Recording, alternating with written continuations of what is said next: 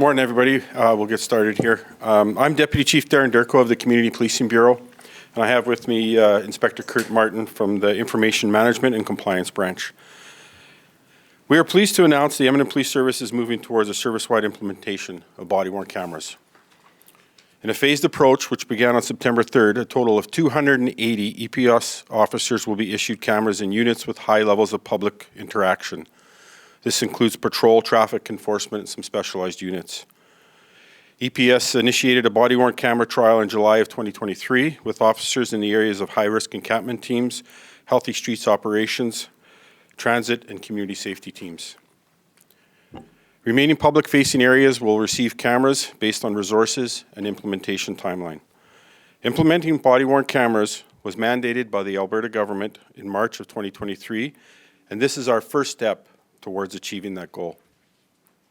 This also reaffirms our ongoing commitment to transparency and accountability in community policing. The goals of the body-worn cameras are multifaceted, but overall they aim to create a more efficient accountability process and reduced use of force incidents for both officers and the public. Some of the anticipated outcomes of using body-worn cameras include increasing transparency, reducing unfounded allegations of police misconduct, while this increases public trust and confidence in the EPS. Our initial trial period demonstrated that the presence of cameras often de-escalated situations, and members of the public typically comply with directions from police officers when they know that they're being videoed. Once again, thank you for being here today as we take critical steps towards implementing more tools that build greater trust with the public, and it provides valuable investigative insights. I'll take some questions now, and then we'll do a brief demonstration. Hi there, Johnny from the Edmonton Journal. Obviously, there are a bunch of uses for body-worn cameras that you mentioned. I'm just wondering kind of what logistically this is going to look like, because you're going to have to produce presumably videos for like disclosure, things like that. Like how much essentially like bureaucratic framework have you had to put in place to run this program? Yeah, I'll get Kurt to expand on this, but there will be administration time for our officers. It's going to take some time after their shifts. Really, the main focus, though, that where they're going to be indexing and disclosing a lot of the video will be when there's charges laid, if there's a use of force incident that occurs, or if they anticipate like a PSB, like a complaint against a police officer. So it's not like every interactions will be video, but it's not like everyone will have to be disclosed or anything like that too. Right, but I assume there would be a regime for like a defense lawyer would probably want that. Yes, that would go in a any charges, they'll be able to get. get disclosure of that. Yeah, and we'll have behind the scenes, we'll have civilian members working on that disclosure and making sure that it gets out there when requested. Anything, Kurt? Yeah, I'd add that there's quite a bit of infrastructure that goes into the body-worn camera program and the digital evidence management system that contains all that digital content. So there's a lot of infrastructure that goes in place in behind the scenes to basically make sure that when officers are using a body-worn video, that is properly being categorized and labeled with the proper occurrence number and that kind of stuff, and that way they were preserving that evidence. So that's a portion of it. There's an administrative portion that basically is put on the police officers to basically identify any areas of potential redaction that the Crown needs to consider before we actually make disclosure to an accused person during the trial process. There's also civilian staff that basically manage all those recordings and make sure that everything that we actually create gets properly stored, but then also properly shared for disclosure. So it is a very complex process. I'm simplifying it, to some very, very general terms, but that's a lot of what's gone into getting us to this stage today, is that infrastructure and to make sure that we're properly supporting our officers as we roll this thing out and get ready for a service-wide deployment to all of our front-facing officers. Chief McPhee previously said that dash cams in police vehicles won't be able to be supported anymore once the body-worn cameras roll out because there's too much administrative work to do both. Is that the case? Are you going to be getting rid of the car cameras because of this? Yeah, the car cameras are put on hold because this became a priority, especially when it was mandated by the provincial government. We're still exploring the in-car cameras. And actually, a lot of the things that we're putting in place for the body worn will be able to use for the in-car cameras as well, like the downloading of the video and all that kind of stuff, and even the redacting and things that will have to be done. So the two will actually complement one another, but for now, it's on hold until we implement this. And I apologize, I should have said I'm Madeline Smith from CBC. How long will it be on hold? Well, it all depends, because this is just going to be another phase. Like, we're eventually going to get all our frontline officers with body-worn cameras, and there's funding and some logistics and even hiring more people as this rolls out and becomes bigger and bigger. So to put a date on it, I'm not sure, but I know that we will be exploring the in-car cameras as well once this is implemented. Hi, Emmanuel Prince from Radio Canada. I guess I'm just looking for specific dates and numbers. Right now, I think there are about 280 cameras being used. When will it be rolled out for the rest of the officers? How much will it cost? Who covers the cost? What's the cost framework? Everything like that. Yeah, great question. So there's going to be 280 cameras. As we learn from this one, and we're able to secure some funding, we'll be looking internally, finding efficiencies within for budget money. Provincial government, we're working with them as well to see how they're going to be able to support this. Maybe not frontline cameras and that, but maybe behind the scenes stuff and the administration costs, as well as we'll have ongoing talks with City Council as this starts to roll out. Fully rolled out with all our frontline officers having it, and the administration costs that go with it could be expected of about $12 million. And what can citizens expect when they face an officer that has a body-worn camera? Will they know that they're being recorded? And will every interaction be recorded? So every public-facing interaction, the officer will have the choice to turn it on or not. They will be recorded. The police officer is not obligated to tell them that it's being recorded, but they, they're told to, as much as possible, let them know that their interaction is being recorded. This is part of why we're doing this, to make sure that the public is aware when they see an officer that is wearing body-worn cameras, assume that it's probably going to be recorded. Hi, I'm Annie from Radio Canada, but I will make a follow-up about the question of my coworker. Does the policeman have to explain why he's not turning on the camera? You know what? It's the police officer. It's going to be that critical thinking, right? They're encouraged to turn it on every time there's a public interaction. Although policing is very dynamic and things can happen really quickly, and they may have not even had a chance to turn it on or anything like that, right? So there's always going to be those things, but they're encouraged to turn it on with every public interaction. And I just want to know, what are you keeping all the tape that you have with the camera? Yeah, and I'll turn to Kurt here again, but the timelines, I think we keep it 2 years if it's just a regular interaction. And then if there's criminal charges in that, there's going to be different timelines. But I know Kurt will be able to answer that. Sure. So once our officers realize that the nature of the interaction is going to be investigative or enforcement in nature, or it could be one of those two things, that's when they're supposed to be activating their body-worn camera and actively recording. Those recordings are held at minimum, like DC Durko said, for a minimum of 2 years. But once it becomes a criminal event, so if it's we apply the retention category that's consistent with what the crime type is. So if it's something like a theft or like a mischief under $5,000, we would keep that for about 10 years. But if it's something like a homicide, we would keep that indefinitely. So it really depends on what's being investigated. Sorry, can the citizen ask of a policeman to open the camera? Sorry, what was that? Does the citizen can ask a policeman, open your camera if I have an interaction? Or to turn it on? Yeah. Yes, but once the officer recognizes that the nature of the interaction is either going to be enforcement or investigative in nature, they should be automatically turning it on at that point. But if it's a police officer who's just having like coffee and they have a regular interaction with a regular citizen, that's really not investigative or enforcement in nature. It's just a conversation. They probably would not record that. If a citizen wanted to have that conversation recorded for some purpose, I guess they could ask that. Then the officer would certainly have a discretion to turn that on. Thanks. Yep. Hi, Nav Sanga, CTV News, Edmonton. Do you have the number of police-involved shootings this year and how many were fatal? I don't have that information in front of me, no. Yeah, and how does that relate to the... No, I had a question. That was it. Okay. Also, from my understanding, the cameras aren't going to be on all the time. Well, the camera, and again, I'll turn to Kurt, but the camera will be recording, but it's not, the quality won't be there won't be any audio, so there is kind of a buffering or it'll be recording. But once the officer actually turns it on, then you'll get the full audio, you'll get the, a clearer picture and everything like that. It's just because I think the data and being able to store it all, but I'll let Kurt expand on that. So the intention of body-worn cameras is to capture the interaction between police officers and members of the public. So, once the police officer turns on their body-worn camera and it's on, it's always passively recording, but the passive recording does not capture sound. So that's basically for officer safety reasons. So say police officer's driving somewhere and all of a sudden something happens in front of them.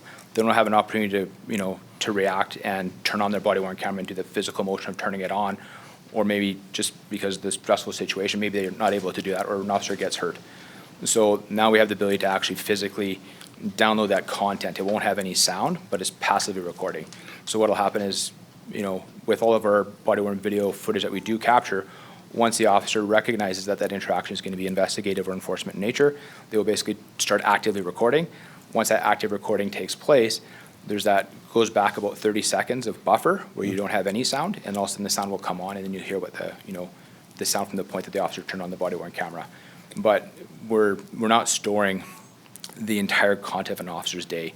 So if you were to think about a 12-hour shift and how much video would actually be created, that is a lot of video and a lot of data to manage, which really, a lot of that really is not going to be relevant to an investigation and that kind of stuff. So that's why we really try to limit it to what's actually reasonable. And that's why we limit it to that, the purpose of what we understood body-worn camera to be is to basically capture that interaction between police officers and members of the public.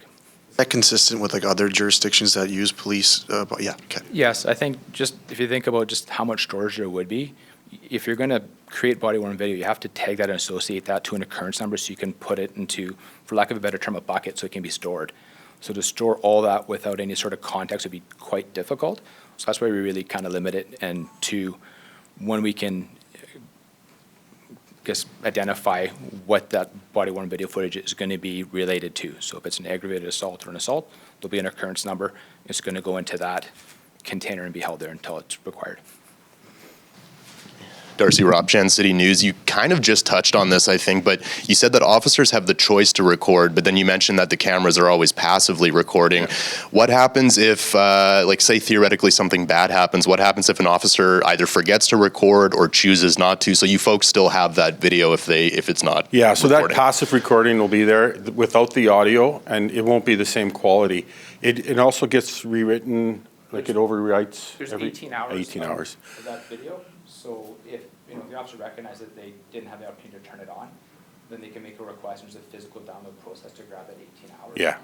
But Yeah, so what happens is, if something happens and it's just passively recording, we have 18 hours to be able to download it before it's rewritten over. And again, it's just because of the data storage and everything, that it'll rewrite over. If nothing happens and there's no reason to download it, we'll just be able to keep using the same memory. Officer chooses not to actively record, is there any kind of penalty for that or disciplinary action for that if they actively choose not to record? There could be, and it'll be case by case, right? It's not going to be, if it's just a minor interaction that has no relevance to a crime or an investigation, it probably won't be low level. But if it's a higher type of, crime or something where they should have been turning it on and they had time to do it and didn't, there could be disciplinary action, yeah. Just wanted to kind of put a hypothetical scenario to you. There's a police shooting or some use of force incident that's provoking a lot of public comment. One side is saying this is what happened.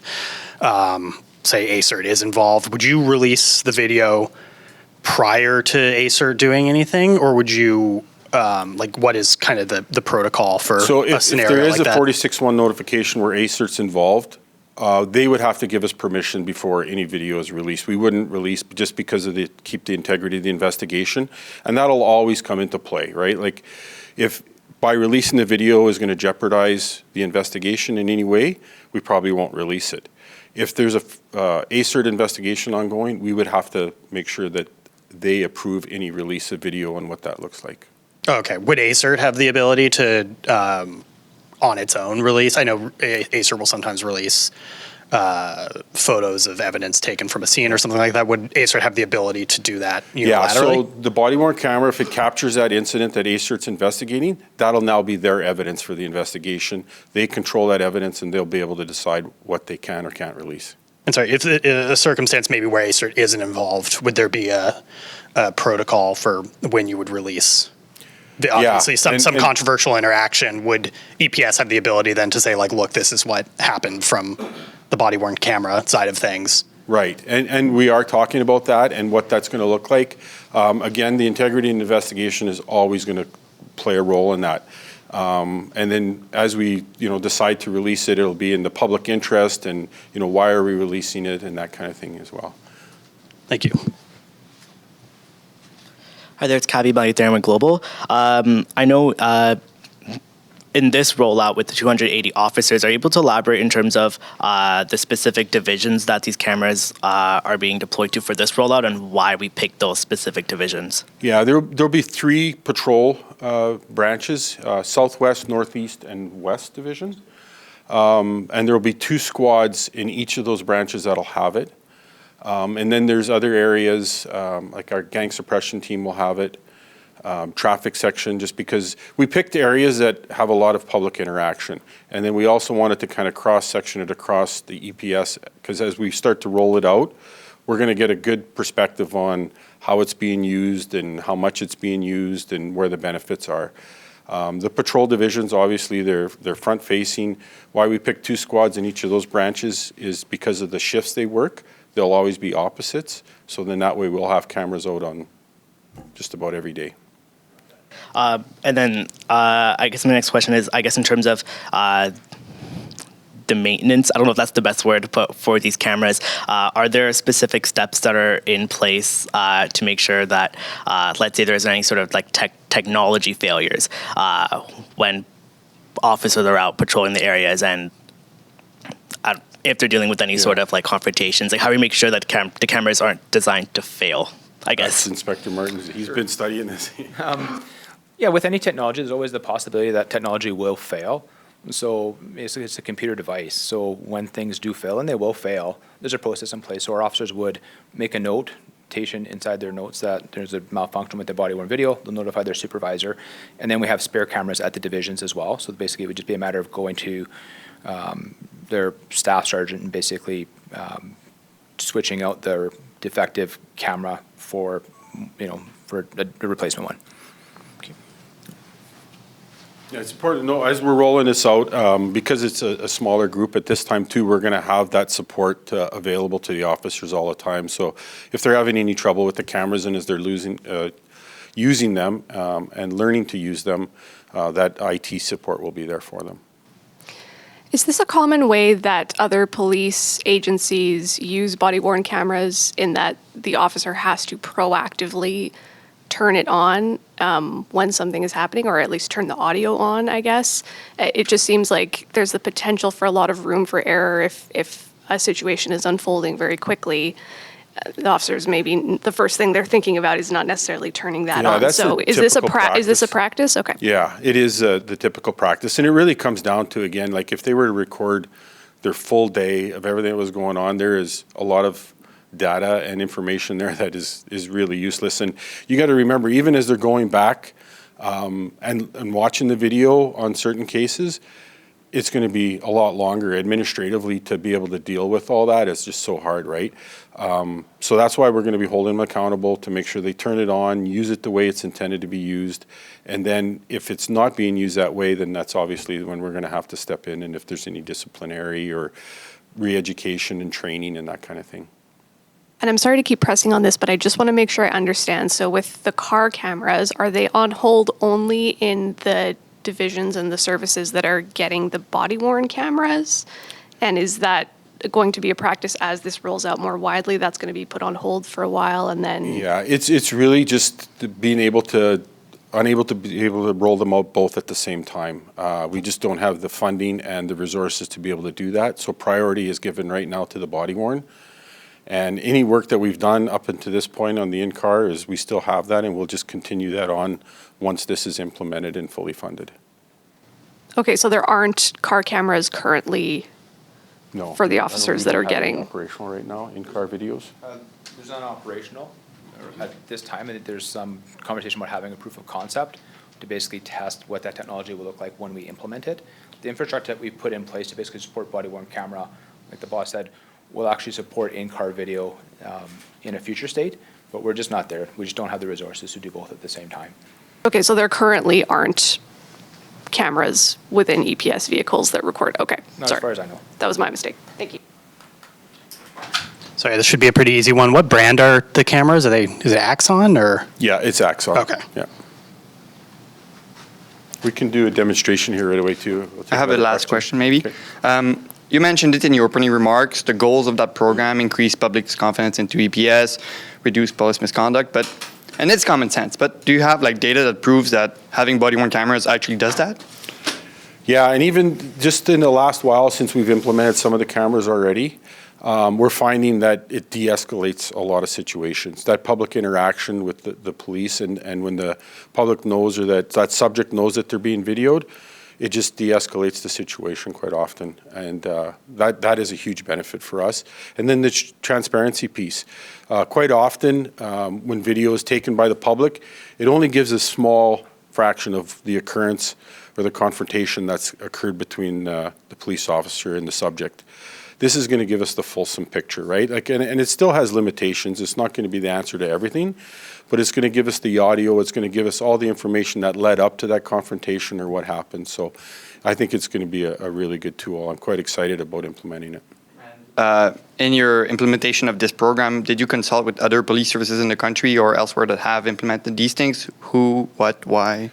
Yeah, actually we consulted with a lot of agencies and this has been implemented in quite a few police agencies across North America. So a lot of what they've gone through and some of the, the challenges and hurdles that they've were able to overcome put us in a better place to be able to implement this in a very timely fashion and not waste all that time or money on some of the challenges that they've had faced. Deputy Durko, Yeah. did you want to just touch a little bit on sort of the overall transparency? I know there were a lot of questions about the onus on EPS officers, but just generally kind of transparency for everyone, including the members of the public. Yeah, and you know what, I think the public should be confident too, though, like when these interactions are being recorded, that they know that what the police officer is saying to them, the lawful placement and everything, that part I think is huge, right? Like this transparency piece, there's so many things that happen in dynamic situations when there's confrontations between police and public, that this will give us a full story of both sides of it, right? Like, because the audio will be there, what the officer is experiencing and seeing in front of them, but also what the subject that they're dealing with is, what they're, going through or what they're saying and how their behavior is there. Do you want to move into a little Yeah. brief demo? Yeah. Ready? Constable Haworth? Currently, the camera's in sleep mode, so we do have the option. There's a few parameters behind the way we are dealing with the cameras when we go into a police station. When we came in here, I turned it into sleep mode, so now you hear the beep. I can also control the volume going up and down, so when I'm interacting with somebody, I'll turn it on right now, you hear the beep. That has already started the interaction. You can see the red is flashing. So much like all the cameras that I'm looking at right now with your little red lights, you're going to be seeing that as I'm interacting with you. As time passes, then eventually you'll hear an auditory beep again, which then leads to just a reminder that it's actually recorded. I'm part of the tracks team that's part of transit, so quite regularly when I'm interacting with people, I'll turn mine on and then I'll sometimes get to that point of, just so you're aware, everything is being audio and video recorded. That has been a de-escalation technique right off the bat that we've seen, just so people are aware that they are also being held accountable and there's that audio video recording. It can easily come off, it's pretty lightweight at the end of the day. Just goes back on. There's a couple different mounts that Axon has. This is the one that we're using right now. They're linked to our phone, and there's a couple other options once we start going into the administrative side that we see. But for the most part, this is the physical side, and the civilian side takes a lot of work off the officers, so then we're able to still do the day-to-day duties. The interesting part about these, to touch on another point for whether or not we have to remember to turn this on. If it is a dynamic situation where there's a taser deployment by our Axon tasers, they will automatically start all of the body-worn cameras in the immediate vicinity. So then if it is dynamic and somebody has forgot to turn on their camera, they'll back up 30 seconds plus get everything that's happened from the time of that taser deployment. There's also an audible, there's the time saying that I talked too long. There is also, if anything like a loud noise like a gunshot will set off our cameras as well. So if there is something dynamic that happens and the officer hasn't turned it on, there's certain situations where they will turn on automatically. And when you do back in the station, you just dump it into it? Yeah, so once I'm back at the station, I just take that off. I put it onto a charger and everything is taken care of. So the charger like takes the data? Charger, data, everything. Yeah, as soon as it's docked at the station, it starts to download the video. And then once I'm turning it off, you'll hear a longer noise at the end. I have been, yep, I have been using it for about a year. Part of the pilot project that EPS has been doing. I think within the last year, there's been quite a few videos that have been recorded to go through the proof of concept. Has it become like second nature now after? Yeah, for the most part, as I'm walking around, you start talking to somebody, you tap it. There's been a couple times where I go to tap or I'm leaving the station to turn it on, and because it's become second nature to turn it on, I'm like, oh, gotta go back get it.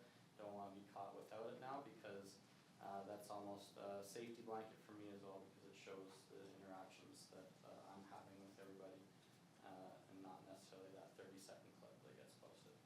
Do you find that it's taken a certain level of stress out of your job knowing that you have this video camera recording?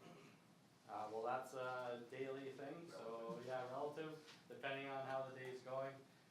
There was a little bit of a learning curve for this, but it's pretty straightforward. Once you go through the training for it, it's just a muscle memory, and after that, you're good to go. Does it add a lot to your administrative duties at the end of the shift? Administratively, it tosses about an hour-ish at the end of the day, depending on how many interactions you've had. If you are proactive about doing everything properly, it definitely cuts back on that time. And so what is the process with the video? For me, I start my interaction with somebody.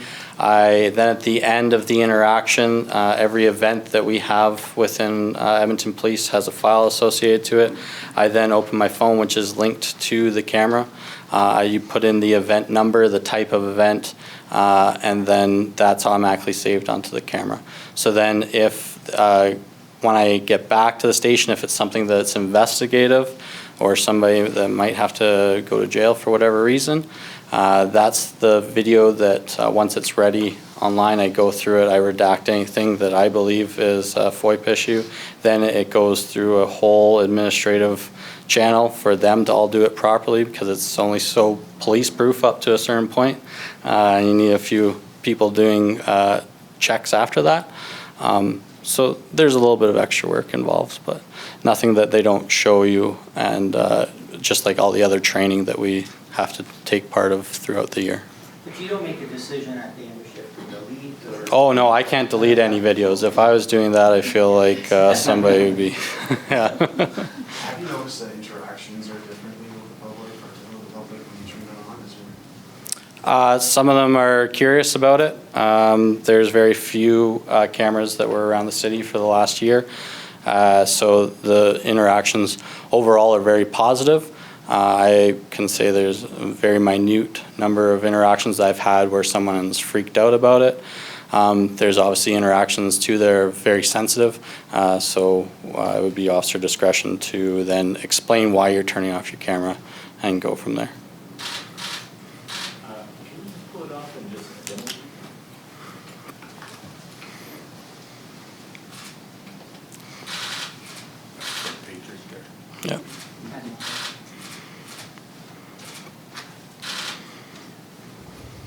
also say and spell your first and last name for us? Yep, first name is Simon, Simeon. Last name is Howarth, Howarth. Constable? Constable. Excellent. Thank Any you. more questions? Thanks, everyone. Thanks. Thanks for being here.